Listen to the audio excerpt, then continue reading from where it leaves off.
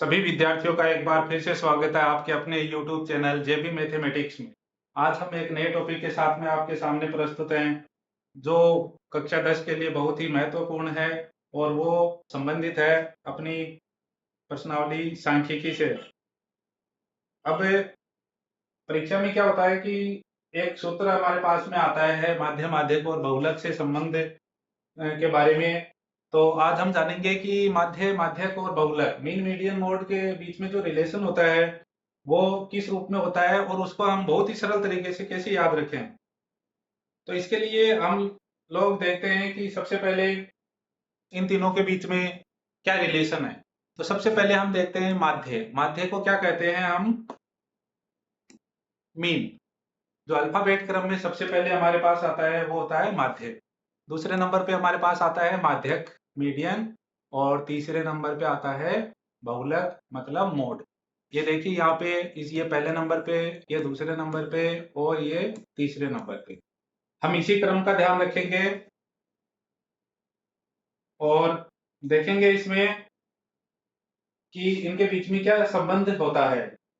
तो संबंध इनके बीच में ये होता है 3 गुणा माध्यक बराबर बहुलक प्लस 2 गुणा माध्य, 3 into median equal to mode plus 2 into Mead.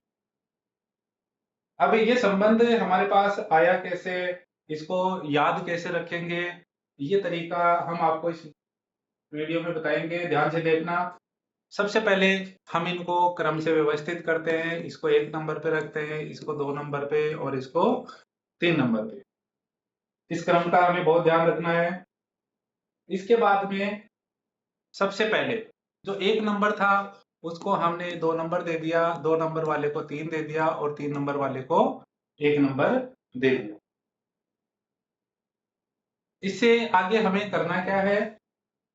इससे आगे हम ये देखते हैं कि जो 1 नंबर पे हमारा मान आया था यहाँ पे, इसको हमने अंत में रख दिया और जो मान हमारे थे बाकी 2 मान हमने कुछ भी इसमें परिवर्तन नहीं किया।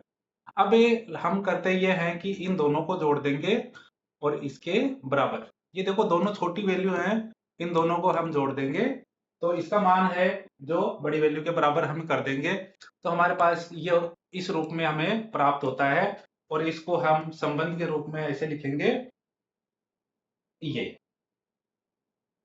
ठीक है, तो ये हमारे पास इनके बीच में संबंध आ गया। 3 इंटू मीडियन इक्वल टू बहुलक प्लस 2 गुणा माध्य, 3 median equal to mode plus 2 into mean. अब इसी सूत्र को हम 2 अन्य रूपों में भी व्यक्त कर सकते हैं। वो कौन कौन से हैं? सबसे पहले देखिए, यहाँ हमारे को माध्य दिया हुआ है। एक बार हम माध्य को इस पक्ष में लेके आएंगे, एक बार बहुलक को इस पक्ष में लेके आएंगे, यहाँ से इस और एक बार इसको। तो हमारे पास जो सूत्र हमारे पास आएगा वो इस रूप में आ जाएगा, जब हमने किसका पक्षांतरण कर दिया? बहुलक का कर दिया। और यही सूत्र हमारे पास इस रूप में प्राप्त होगा जब हम किसका पक्षांतरण करते हैं? माध्य का पक्षांतरण इस पक्ष में कर देते हैं। आशा करता हूं आप लोगों को ये वीडियो पसंद आया होगा और आप लोगों ने बहुत ही ध्यान से देखा होगा।